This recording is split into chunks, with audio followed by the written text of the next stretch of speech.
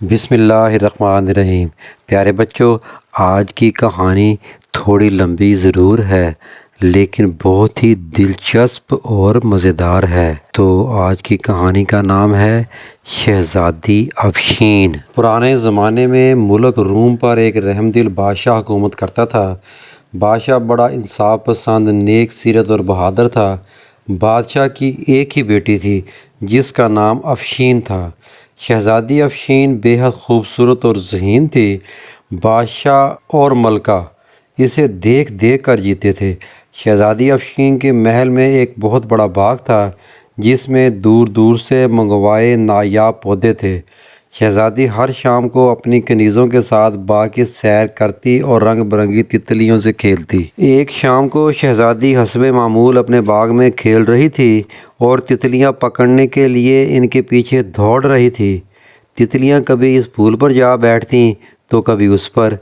اتفاق کی بات ہے کہ ملک کو کاف کے بادشاہ جن کا پیٹو بیٹا تخت پر بیٹھا آسمان کی سیر کر رہا تھا۔ اس کا تخت جو ایک بڑے اژدہے کی شکل کا تھا، 4 خوفناک دیو اٹھائے ہوئے تھے۔ پیٹو جن کا تخت بادلوں کے اوپر اڑ رہا تھا۔ پیٹو نے ایک طلسمی اینک لگا رکھی تھی جس کی وجہ سے اسے ہر چیز بالکل صاف نظر آ رہی تھی۔ پیٹو جن کی نظر جب شہزادی پر پڑی تو وہ اس کی خوبصورتی دیکھ کر دنگ رہ گیا۔ اس نے اسی وقت اپنے غلام دیوؤں کو تخت باغ میں اتارنے کا حکم دیا۔ تخت نیچے آیا تو کنیزیں شور مچاتی بھاگ گئیں۔ شہزادی افشین تو غش کھا کر گر پڑی۔ پیٹو جن نے اسے اٹھا کر اپنے تخت پر ڈالا اور بولا، میں اس خوبصورت لڑکی کو اپنی ملکہ بناؤں گا۔ ہا ہا ہا، چلو اب واپس کوکاف چلو۔ دیو یہ سنتے ہی تخت کندھوں پر اٹھائے کوکاف کی طرف روانہ ہو گئے۔ ادھر کنیزیں دعائی دیتی ملکہ اور بادشاہ کے پاس پہنچیں اور انہیں بتایا۔ ملکہ تو ہائے میری بچی کہہ کر وہیں گر پڑی اور بے ہوش ہو گئی۔ بادشاہ گھبراہٹ میں ننگے پاؤں باغ کی طرف بھاگا، مگر اب وہاں کیا تھا؟ کچھ بھی نہیں۔ شہزادی افشین کو تو پیٹو جن اٹھا کر لے گیا تھا۔ پوری سلطنت میں کوہرام مچ گیا۔ جس نے سنا آنسو بہانے لگا۔ بادشاہ نے شاہی نجومی اور وزیر اعظم سے مشورے کے بعد اعلان کرا دیا کہ جو شخص شہزادی افشین کو کوکاف کے جن کی قید سے آزاد کرا کے لائے گا وہی تخت و تاج کا وارث ہوگا۔ اس اعلان کو سنتے ہی بہت سے من چلے شہزادے اور نوجوان اپنے گھروں سے نکل پڑے، مگر کسی کو بھی کوکاف کا رستہ نامعلوم تھا۔ ادھر ادھر بھٹک کر ناکام لوٹ آئے۔ ملک روم کے ایک گاؤں میں ایک نوجوان تاجر عثمان بھی رہتا تھا۔ اس نے جب یہ اعلان سنا تو سوچا کہ قسمت آزمانی چاہیے، شاید خدا میری مدد کرے اور میں شہزادی کو جن کی قید سے چھڑا لاؤں۔ یہ سوچ کر عثمان نے سامان سفر باندھا اور گھوڑے پر سوار ہو کر مشرق کی طرف روانہ ہو گیا۔ دوپہر کے وقت عثمان ایک جنگل میں پہنچا اور ایک گھنے درخت کے نیچے لیٹ کر سستانے لگا۔ ابھی چند منٹ ہی گزرے تھے کہ چو چو کی درد بھری آواز نے اسے چونکا دیا۔ اس نے نگاہ اٹھائی تو کیا دیکھتا ہے کہ درخت کی ایک شاخ پر بیٹھی چڑیا کے گرد ایک خطرناک کالا سانپ لپٹا ہوا ہے اور اسے ڈسنا ہی چاہتا ہے۔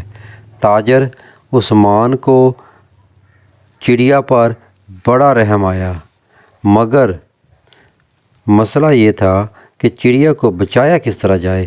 جتنی دیر میں وہ درخت پر چڑھتا سانپ نے چڑیا کو ڈس لینا تھا۔ سوچتے سوچتے عثمان کے ذہن میں ایک ترکیب آ گئی۔ اس نے جلدی سے گھوڑے کی زین سے لٹکی ڈھال اتاری۔ ڈھال شیشے کی طرح چمکدار تھی۔ عثمان نے ڈھال کو زمین پر اس طرح رکھا کہ اس کا رخ درخت پر بیٹھے سانپ کی طرف ہو گیا۔ کالے سانپ نے جب چمکتی ڈھال میں اپنا عکس دیکھا تو سمجھا کہ کوئی اور سانپ آ گیا ہے۔ وہ بڑے غضبناک انداز میں پھن پھیلا کر پھنکارنے لگا۔ تاجر عثمان نے بڑی پھرتی سے کمان میں تیر جوڑا اور اللہ کا نام لے کر چھوڑ دیا۔ سنسناتا ہوا تیر سیدھا سانپ کے پھن میں لگا اور سانپ تڑپ کر مر گیا۔ چڑیا بچ گئی اور پھر سے اڑ کر تاجر کے سامنے آ بیٹھی، مگر یہ کیا، عثمان کی سامنے تو ایک حسین پری مسکرا رہی تھی۔ پری نے کہا، اے آدم زاد، تمہارا بہت بہت شکریہ، تم نے میری جان بچائی۔ میں پریوں کی ملکہ کی خاص کنیز ہوں۔ آج چڑیا بن کر سیر کو نکل کر اس سانپ کے ہتھے چڑھ گئی۔ اگر تم نہ آتے تو اس موذی نے تو مجھے مار ڈالنا تھا۔ عثمان نے ہنس کر کہا، اے پری، یہ ہر انسان کا فرض ہے کہ وہ جانوروں پر رحم کھائے اور ان کی مدد کرے۔ پری خوش ہو کر بولی، تم بہت اچھے انسان ہو، بولو میں تمہاری کیا مدد کر سکتی ہوں؟ عثمان نے کہا، میں روم کی شہزادی افشین کو جن کی قید سے آزاد کرانے کوکاف جا رہا ہوں۔ اگر تم مجھے کوکاف تک پہنچنے کا رستہ بتا سکو تو بڑی مہربانی ہوگی۔ پری یہ سن کر سوچ میں پڑ گئی، پھر کہنے لگی، یہ تم نے مشکل کام کا بیڑا اٹھایا ہے، لیکن بہادر لوگوں کے لیے کوئی کام مشکل نہیں ہوتا۔ یہ لو، یہ آم رکھ لو اور اس جنگل کے جنوبی حصے میں موجود برگد کے پرانے درخت کے قریب پہنچ کر آم کو چیر دینا۔ اس درخت کے نیچے بونوں کی فوج رہتی ہے، وہ آم کھانے کی بے حد شوقین ہے۔ وہ تم سے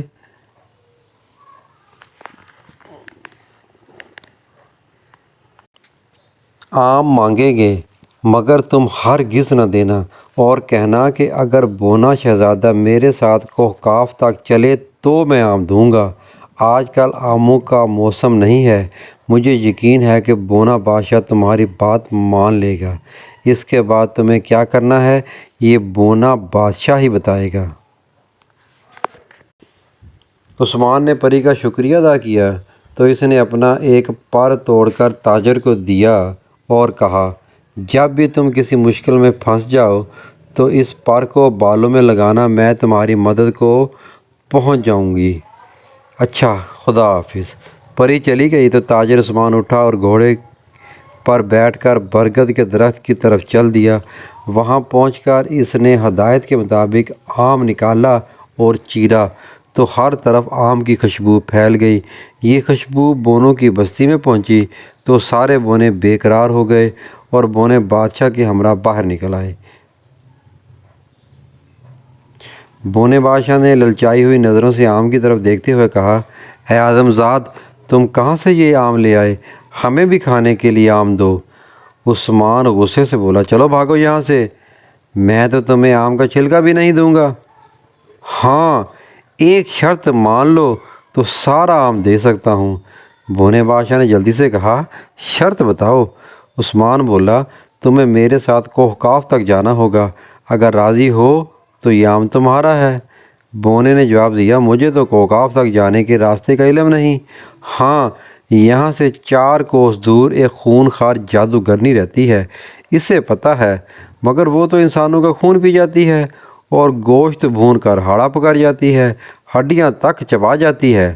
لیکن ایک بات ہے، وہ مارنے سے پہلے ہر انسان سے 3 سوال پوچھتی ہے اور جو صحیح جواب دے دے اسے چھوڑ دیتی ہے، مگر آج تک کوئی انسان اس کے 3 سوالوں کے درست جواب نہیں دے سکا۔ صرف میں ان سوالوں کے جواب جانتا ہوں۔ پھر تو تمہیں میرے ساتھ ضرور جانا ہوگا، ورنہ آم نہیں ملے گا۔ بونا بادشاہ مان گیا۔ عثمان نے آم بونوں کے حوالے کر دیا۔ ساری بستی آم پر ٹوٹ پڑی اور اسے چٹ کر گئی۔ اب عثمان نے بونے بادشاہ کو، جو سائز میں انسانی انگلی کے برابر تھا، اٹھا کر جیب میں ڈالا اور آگے چل پڑا۔ جب وہ جادوگرنی کے علاقے میں پہنچے تو جادوگرنی تاجر کو دیکھ کر خوش ہو گئی اور شیطانی قہقہ لگا کر بولی، واہ واہ، آج خوب تگڑا شکار ہاتھ آیا ہے۔ اے انسان، میں تمہیں پانی میں ابال کر تمہاری یخنی پی جاؤں گی۔ عثمان تو کانپ اٹھا۔ جادوگرنی کی شکل بھی بڑی بھیانک تھی۔ یہ لال لال باہر کو نکلی ہوئی آنکھیں، پیلے زرد دانت اور کالا سیاہ رنگ۔ اس کی گود میں ایک مینڈک بیٹھا پھدک رہا تھا، جس پر ہاتھ پھیرتے ہوئے جادوگرنی اسے چوہے کھلا رہی تھی۔ جادوگرنی کی بات سن کر عثمان ہمت کر کے بولا، اے جادوگرنی، تم نے تو اعلان کر رکھا ہے جو تمہارے 3 سوالوں کو جواب دے دے گا اسے چھوڑ دے گی۔ جادوگرنی نے یہ سن کر چیخ ماری اور فرش سے اچھل کر چلائی، تم میرے سوالوں کے جواب دو گے؟ ہا ہا ہا، آج تک کوئی انسان درست جواب نہیں دے سکا۔ ہا ہا ہا، جادوگرنی کا قہقہ بڑا بھیانک تھا، اس کا محل لرزنے لگا تھا، مینڈک اس کی گود سے اچھل کر پرے جا گرا تھا۔ جادوگرنی نے پہلا سوال کیا، بتاؤ 10 من وزنی پتھر کو کس طرح پھونکے مار کر اڑایا جا سکتا ہے؟ عثمان نے کان کھجانے کے بہانے سارے جیب کی طرف جھکایا تو بونے بادشاہ نے اس کے کان میں کہا، جناب، پتھر کو پیس کر پاؤڈر بنا کر پھونکوں میں اڑایا جا سکتا ہے۔ عثمان نے یہی جواب دہرایا۔ جادوگرنی اچھل کر چنگاڑی، لو اب دوسرے سوال کا درست جواب دو، بتاؤ وہ کون سی دولت ہے جسے کوئی نہیں چرا سکتا؟ عثمان نے پھر سارے جیب کی طرف جھکایا تو بونے بادشاہ نے کہا، جناب، وہ دولت علم کی ہے جسے چرانا ناممکن ہے۔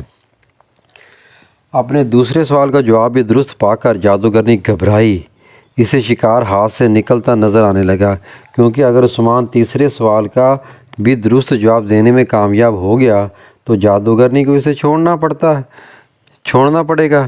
اس نے کہا، اے انسان، میرا تیسرا سوال یہ ہے کہ وہ کون سا جرم ہے جسے کرتے ہوئے اگر انسان پکڑا جائے تو سزا ملتی ہے، لیکن اگر کر لے تو سزا نہیں ملتی؟ عثمان یہ سن کر چکرا گیا، مگر بونے بادشاہ نے اسے جواب بتایا۔ عثمان نے کہا، وہ جرم خودکشی ہے۔ جادوگرنی نے زور سے دوہتڑ مارا اور چیخی، افسوس، آج ایک انسان نے میرے سوالوں کے جواب دے دیے، افسوس، میں اسے بھون کر نہیں کھا سکتی۔ جا، چلا جا، میں تجھے چھوڑتی ہوں، تو آزاد ہے۔ عثمان نے کہا، اے جادوگرنی، ایک مہربانی کر، مجھے کوہقاف جانے کا راستہ بتا دے، میں اپنے ملک کی شہزادی کو جن کی قید سے آزاد کرانا چاہتا ہوں۔ جادوگرنی کہنے لگی، میں تمہاری ذہانت سے خوش ہوں، لے یہ گیند زمین پر پھینک دے اور اس کے پیچھے پیچھے چلتا جا، یہ گیند تجھے خون کے دریا کے کنارے تک پہنچا دے گی۔ اس دریا کے پار کوہقاف کی حدود شروع ہو جاتی ہے، دریا کے کنارے ایک چڑیل رہتی ہے، وہ اس دریا کی محافظ ہے۔ اگر تم اسے مارنے میں کامیاب ہو گئے تو دریا پر ایک پل خود بخود بن جائے گا جس پر سے گزر کر تم دوسری طرف جا سکو گے۔ خبردار، دریا کے خون میں تیرنے کی کوشش نہ کرنا ورنہ پتھر کے بن جاؤ گے۔ عثمان نے گیند زمین پر ڈالی، گیند خود بخود بڑھنے لگی اور تاجر عثمان اس کے پیچھے چلنے لگا۔ بونا بادشاہ اس کی جیب میں تھا اور اسے مزے مزے کے لطیفے سنا کر ہنسا رہا تھا۔ اب ہم شہزادی افشین کی خبر لیتے ہیں کہ وہ کس حال میں ہے۔ پیٹو جن نے اسے چاندی کے ایک بہت بڑے پنجرے میں قید کر دیا تھا اور اسے مجبور کرتا تھا کہ اس سے شادی کر لے۔ اس وقت بھی پیٹو جن کہہ رہا تھا، اے شہزادی، میری بات مان لے، یہاں کوئی تیری مدد کو نہیں آ سکتا۔ شہزادی افشین یہ سن کر رونے لگی۔ پیٹو جن نے اسے روتے دیکھا تو ہاتھ جوڑ کر بولا، رو مت پیاری شہزادی، میں ابھی تمہارے لیے میٹھی گولیاں منگواتا ہوں۔ پیٹو جن نے ایک دیو کو گولیاں لانے کا حکم دیا، وہ لے آیا، مگر یہ کیا! کھٹی میٹھی گولیاں فٹ بال کی سائز کی تھیں، لمبے لمبے بانسوں سے لپٹے ہوئے موٹے لالی پاپ تھے اور اینٹ جتنے چاکلیٹ تھے۔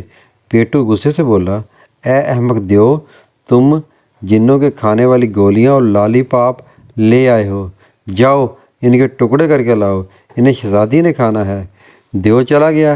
پیٹو جن نے شہزادی کو رونا بند کرنے کے لیے کہا مگر وہ روتی رہی تو پیٹو جن غصے میں آ گیا اور اس زور سے دھاڑا کہ محل کانپ اٹھا۔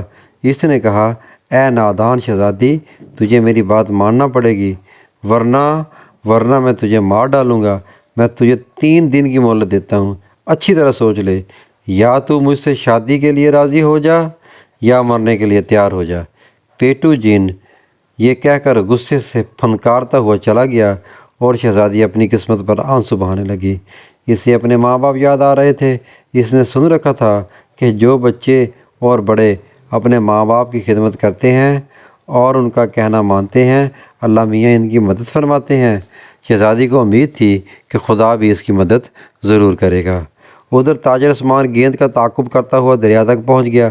اس نے دیکھا کہ دریا میں پانی کی بجائے خون بہہ رہا ہے، اور گاڑھا خون۔ اس دریا کے کنارے کالے رنگ کا ایک پرانا محل تھا۔ اس میں وہ خونخوار چڑیل رہتی تھی جو دریا کی محافظ تھی۔ اس چڑیل نے تاجر کی بو سونگھ لی اور آدم بو کے نعرے لگاتی بھاگتی چلی آ رہی تھی۔ اس چڑیل کے 4 ہاتھ اور 4 آنکھیں تھیں۔ گلے میں سانپوں کی مالا تھی۔ لمبی سرخ زبان منہ سے باہر لٹک رہی تھی اور دانت چمک رہے تھے۔ عثمان اور بونا بادشاہ ایک درخت کے پیچھے چھپے ہوئے تھے۔ ڈراؤنی شکل والی چڑیل چیخیں مارتی ادھر آ رہی تھی۔ درخت کے قریب پہنچ کر اس نے مکروہ قہقہ لگایا اور تنے پر زور سے ہاتھ مارا۔ درخت ٹوٹ کر پرے جا گرا۔ عثمان اس کے نیچے آتے آتے بچا۔ اس نے فوراً تلوار نکالی اور کہا، اے خونخوار چڑیل، مرنے کے لیے تیار ہو جا، میں تجھے تلوار سے کاٹ ڈالوں گا۔ چڑیل دانت نکال کر ہنسنے لگی۔ اس کی خوفناک ہنسی سے بھونچال سا آ گیا۔ درختوں پر بیٹھے پرندے پھڑ پھڑا کر اڑ گئے۔ اس نے گرج کر کہا، تیری یہ مجال، ہش، میں تجھے چٹکیوں میں مسل کر رکھ دوں گی۔ تیرا خون اس دریا میں بہا کر گوشت کھا جاؤں گی۔ عثمان نے تلوار سے وار کیا۔ تلوار چڑیل کے بازو پر پڑی، مگر اس پر کوئی اثر نہ ہوا۔ اسے زخم تک نہیں آیا۔ اب تو عثمان کے ہاتھ پاؤں پھول گئے۔ بونا بادشاہ جیب میں کودتا ہوا بولا، ہائے مارے گئے۔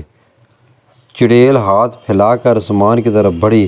اسی وقت عثمان نے جیب سے پری کا دیا ہوا پر نکال کر بالوں میں لگا لیا۔ بس پھر کیا تھا، ایک دھماکے کے ساتھ پری موجود ہوئی۔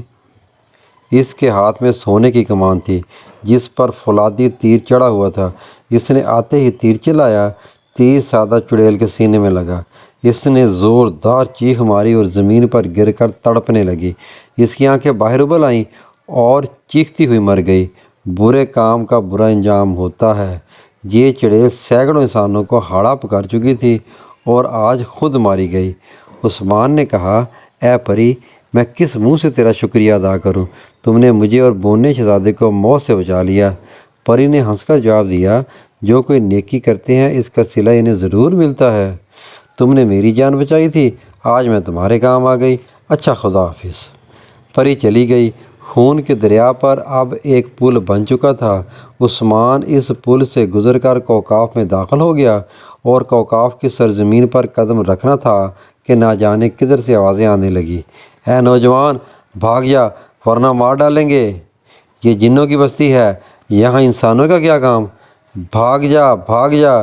پہلے تو عثمان یہ آوازیں سن کر گھبرا گیا، پھر حوصلہ کر کے آگے بڑھا۔ تلوار اس نے دونوں ہاتھوں میں تھام رکھی تھی۔ کچھ دیر تک آوازیں آتی رہیں، پھر بند ہو گئیں۔ اسی وقت سامنے والے پہاڑ سے ایک بہت بڑا پرندہ نمودار ہوا۔ یہ کوکاف کا خونی پرندہ تھا جس کا نام اڑن ہاتھی تھا۔ اس کا جسم 3 ہاتھیوں کے برابر تھا، رنگ سیاہ تھا اور 4 ٹانگیں تھیں۔ اس کی کمر پر 2 بڑے بڑے پر تھے اور منہ کے آگے سونڈ کی بجائے ایک لمبی نوکیلی چونچ تھی۔ اس نئی آفت کو دیکھ کر عثمان نے تلوار سونت لی۔ اڑن ہاتھی بڑی تیزی کے ساتھ اس کے سر پر آ پہنچا۔ اس نے اپنی غار ایسی چونچ کھولی اور بڑی پھرتی سے جھک کر عثمان کو نگل گیا۔ اس نے اپنا منہ کھولا اور جھک کر عثمان کو نگل گیا۔ عثمان کو لگا کہ جیسے وہ کسی گدیلی سڑک پر پھسل رہا ہے۔ وہ پھسلتا ہوا ایک اندھیرے کمرے میں جا گرا۔ یہ اس اڑن ہاتھی کا معدہ تھا۔ عثمان معدے میں کھڑا ہو گیا۔ اسے کچھ نظر نہیں آ رہا تھا اور سانس لینے میں بھی دقت ہو رہی تھی، مگر پھر یہ مشکل حل ہو گئی۔ اڑن ہاتھی نے اپنی چونچ کھول دی۔ روشنی اور ہوا اندر آنے لگی تھی۔ بونے بادشاہ نے کہا، باپ رے، یہ خوفناک پرندہ میرے باپ نہیں دادا بلکہ پردادا نے بھی نہیں دیکھا ہوگا۔ عثمان نے کہا، اب اس جگہ سے نکلے کیسے؟ کچھ دیر یہاں رہے تو اس پرندے کے معدے کے تیزاب ہمیں ہضم کر لیں گے۔ میرا خیال ہے تلوار کے ذریعے سوراخ کر کے باہر نکلنا چاہیے۔ عثمان نے خدا کا نام لیا اور تلوار سے بھرپور وار کیا۔ اڑن ہاتھی کا گوشت اس طرح کٹا جیسے صابن ہو۔ وہ چیخیں مارتا ہوا اپنی ٹانگوں پر گھومنے لگا۔ ایسا کرنے سے معدے میں گویا زلزلہ آ گیا اور عثمان اڑن ہاتھی کے پیٹ میں کلابازیاں کھانے لگا، مگر سنبھل کر وہ تلوار چلاتا رہا۔ اڑن ہاتھی کو بڑی تکلیف ہو رہی تھی۔ اس نے عثمان کو باہر اگل دیا۔ عثمان دھڑام سے باہر زمین پر گر پڑا۔ گرتے ہی وہ اٹھا اور تلوار سونتی۔ اسی وقت اڑن ہاتھی نے کراہتے ہوئے انسانی آواز میں کہا، اے آدم ذات، مجھے مارنا نہیں، تم جو کہو گے میں وہی کروں گا۔ اڑن ہاتھی کو بولتے دیکھ کر عثمان حیران رہ گیا۔ کوکاف بڑی عجیب دنیا ہے، وہاں ایسی مخلوق پائی جاتی ہے کہ عقل ماننے سے انکار کر دیتی ہے۔ عثمان نے کہا، ٹھیک ہے، میں تمہیں ہلاک نہیں کرتا، تمہیں جنوں کے خلاف میری مدد کرنا ہوگی۔ وہ ہمارے ملک کی شہزادی کو اٹھا لائے ہیں۔ اڑن ہاتھی نے کہا، مجھے منظور ہے، میں یہاں کے اڑن ہاتھیوں کا سردار ہوں، ہماری تعداد 50 ہے۔ جب بھی تم مغرب کی طرف منہ کر کے مجھے آواز دو گے، میں اپنے ساتھیوں سمیت تمہاری مدد کے لیے آ جاؤں گا۔ عثمان آگے بڑھ گیا۔ ایک دن اور ایک رات مسلسل سفر کے بعد وہ پیٹو جن کے محل کے پاس پہنچ گیا، جہاں شہزادی افشین قید تھی۔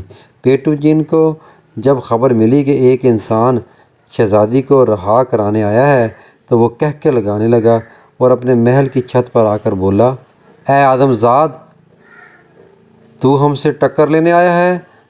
اپنا قد دیکھ، اپنی طاقت دیکھ، جا چلا جا، میں تمہاری جان بخشی کرتا ہوں۔ عثمان نے بڑی جرأت سے کہا، او بدبخت جن، غرور نہ کر، کبھی کبھی چونٹی بھی ہاتھی کو مار ڈالتی ہے۔ اپنی خیریت چاہتا ہے تو شہزادی کو آزاد کر دے۔ پیٹو جن تو غصہ میں آ کر پھنکارنے لگا۔ اس نے اپنے غلام دیووں کو حملہ کرنے کا حکم دیا۔ عثمان نے اسی وقت مغرب کی طرف منہ کر کے پوری طاقت سے کہا، اے اڑن ہاتھیوں، میری مدد کے لیے آؤ۔ فوراً اڑن ہاتھیوں کی جتھے عثمان پر نمودار ہوئے اور ہر طرف اندھیرا سا چھا گیا۔ اڑن ہاتھیوں نے اپنی چونچوں میں کئی من کے پتھر دبوچ رکھے تھے۔ انہوں نے اڑتے ہوئے یہ پتھر دیوؤں پر پھینکنا شروع کر دیے۔ ایک دیو کی چمکتی ٹینڈ پر پتھر پڑا تو وہ تربوز کی طرح پھٹ گئی اور دیو مر گیا۔ دیکھتے ہی دیکھتے میدان دیوؤں کی لاشوں سے بھر گیا۔ عثمان محل میں گھس گیا۔ پیٹو جن کئی گز لمبی تلوار تھامے اس کے سامنے آ گیا۔ مقابلہ شروع ہو گیا۔ پیٹو جن بڑا ماہر تلوار باز تھا۔ عثمان ڈٹ کر اس کا مقابلہ کر رہا تھا، مگر پیٹو جن ہار ماننے کو تیار نہ تھا۔ بونے بادشاہ نے یہ دیکھا تو عثمان کی جیب سے جادوگرنی والا گیند نکال کر پورے زور سے پیٹو کے منہ پر مارا۔ گیند پھٹ گیا اور اس سے کالا دھواں نکلا۔ پیٹو جن بے ہوش ہو گیا۔ عثمان نے لپک کر اس کا سر کاٹ لیا۔ پیٹو جن تڑپتا ہوا ختم ہو گیا۔ شہزادی افشین کو چاندی کے پنجرے سے نکال کر عثمان واپس چل دیا اور منزلوں پر منزلیں طے کرتا ملک روم پہنچ گیا۔ بادشاہ اور ملکہ نے جب اپنی بیٹی کو زندہ سلامت دیکھا تو خوشی سے نہال ہو گئے۔ عثمان اور شہزادی افشین کی شادی ہو گئی۔ بادشاہ نے تخت و تاج بھی عثمان کے حوالے کر دیا۔ عثمان نے کئی سال تک بڑے عدل و انصاف کے ساتھ حکمرانی کی۔